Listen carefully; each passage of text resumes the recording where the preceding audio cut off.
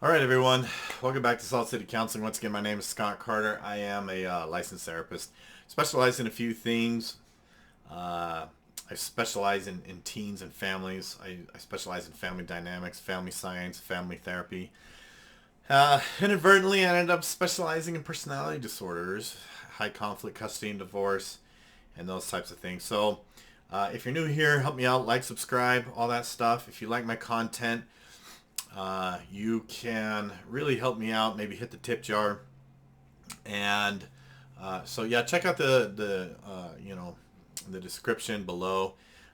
For this video, I'd like to thank one of my viewers for submitting some questions.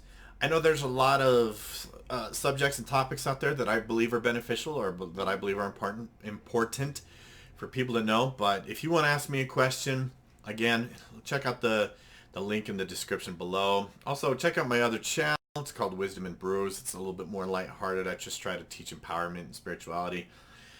And this it's a little less sterile than this channel is. So again, if you want to submit a viewer question to me, check out the link in the description below.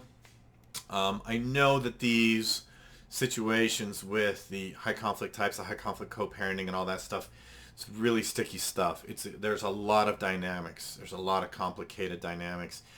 This particular person asked me a lot of questions, some of them having to do with court. By the way, if you want to ask a question, you will remain anonymous unless you specifically want me to state your name. I will not state your name or maybe where you're from or anything like that. And this particular person had asked some questions about court and what to do about some court situations, but kind of gave me a little bit of a list. They're great questions, really good questions. I'm going to get to it here with at least one of them. We'll see how far we get. I've got somewhere to go soon.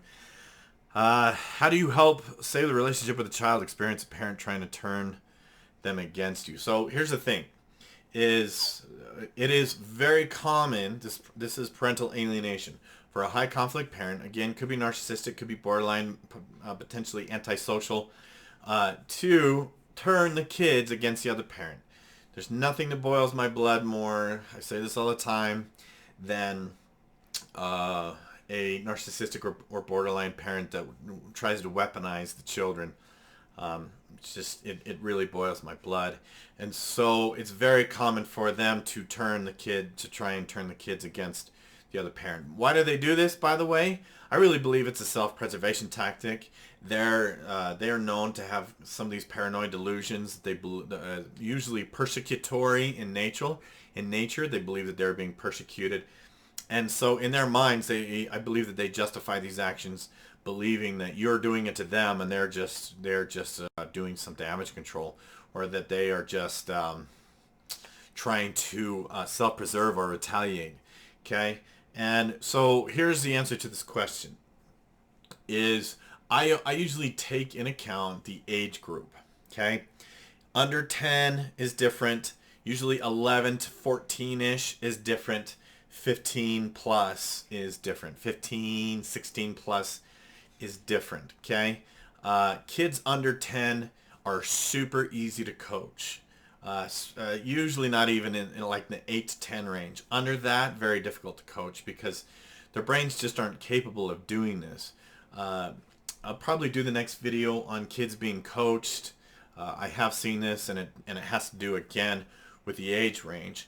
So if the kid is being turned against you and they're 10 or below, to me, what you want to do is really just take a very soft approach. You mostly want to just listen, be patient, provide empathy, validation, and just a lot of that warm embrace. Be the healthy parent, really. But that actually goes for regardless of the age group. You want to be the healthy parent regardless. That should be sort of your underlying go-to is validation, listening, support, understanding. So usually with the 11 to 13 crowd, 11 to 14 kids, often they're really loyal to the high conflict parent because they're afraid of them. And the reason why they're hard on you is because you're the safe parent. So I've told a lot of parents that if they're really hard on you, it might be a compliment. It might really be a compliment because you're the safe parent, and they are potentially terrified of that other parent, and this is how they cope. And for you to again maintain a lot of that, just that supportive stance, listening, understanding, validating, empowering. Uh, Again, default for all the age groups. Okay, 15 and up, that's when it gets a little bit sticky because now they have a little bit more of an autonomy. This is where when they're starting to think a little more critically, they're starting to think for themselves a little bit more.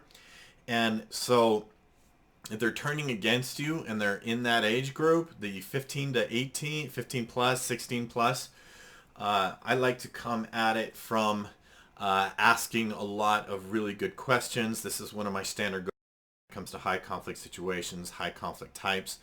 I use a very strong questioning method for people who are treatment resistant, teens who are treatment resistant, narcissists, borderlines. If I know that I'm interacting with a parent, like if I've been working with a kid and I interact with maybe their narcissistic parent or borderline parent, I go into full question mode. I basically don't, nothing comes out of my mouth almost unless it's in the form of a question. So with a kid who's kind of turning against you, for example, where they're like, you don't actually care about me, then I usually respond with a question. Well, how would you know, what type of caring behaviors do you think a parent should show? That one I don't love, but I'm kind of going off the cuff right now. More so, I would just, because that's an irrational response. When you ask questions, you're actually triggering their thinking brain, their logical brain to actually kick in and start functioning. The more questions that you ask and the more that it requires a person to use their thinking brain, the more that the emotional brain starts to tone down. In the case of high conflict types, narcissists, borderlines, if you start to take away that emotional component and require them to use their thinking brains, they lose ground really quickly. Actually, they don't know how to use these parts of their brain. And if you ask a lot of good questions and they fall back on that, then they usually kind of crumble. So the thing is, always maintain that supportive stance. If they're older, I like to challenge them. I like to ask good questions. I like to say, well, do you think there's more to the story? Do you think that have you considered that my side is different? Do you think that there's more information here that you don't have? I like to ask them those questions. Now, if they're under 15, if they're in that 11 to 14 range, I like those kids to be kids. I like to talk to them as though that they are equals. I like to talk to kids because they want to be. They want to be treated like they're smart, like they are autonomous. But I like to level with them, just say, hey, look, kid, this is a very complicated situation. I don't believe it's right for you to be in the middle of it. You're a kid. I want you to be a kid. I want you to have fun. I want you to do the things that you love. I want you to play with your friends. I want you to play your sports, activities. I want you to be a kid. So I'll be more than happy to talk with you about this stuff in more detail when you get older. But for now, I'd really think you ought to stay out of it because there's more to the story that you don't have, and that's the brass tacks. Okay, if they're in that like 9 to 11, 12 range, and they are kind of turning against you, you just want that supportive, empathic response, and just provide that emotional safety, that emotional predictability. Emotionally predictable adults are safe adults. And generally speaking, I have found that if you create a consistency, be as consistent as possible, and you provide a contrast, a safe, stable contrast to the other parent, those kids, like the iceberg, can flip like that. I've seen those kids, like, they go from super loyal to the high conflict parent, like almost overnight, really untrusting and angry at them because if a kid realizes that they've been lied to, deceived, and manipulated, it's a hard day for them. It's very distressing, and what you really want in that case is for them to feel comfortable and safe going to you, and for them to say, "I realize that I was wrong." And so it's a very tricky dynamic. Parental alienation is a very tricky dynamic. I am kind of building a course on that. There's a lot of more information about parental alienation coming up on that course that I'm going to be building soon, or it's mostly built. But here's the thing about parental alienation. There's really no industry standard on how to approach this. It doesn't exist.